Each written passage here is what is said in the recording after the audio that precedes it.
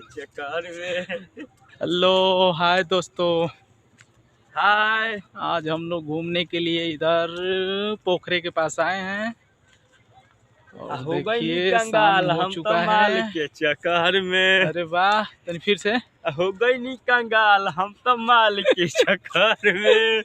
हम कंगाल नहीं की भैले भैया, हमार कोनो गर्लफ्रेंड नहीं की सो। हमारे को बिया है बिया। देखो भैया मस्ती होत रहा ही तरह। क्या करें यार, बैठे बैठे हम लोग बेरोजगार हो गई बनी जा। ये जेवन योगी बाबा का सरकार भी है ना, चैन से जिए ना दे।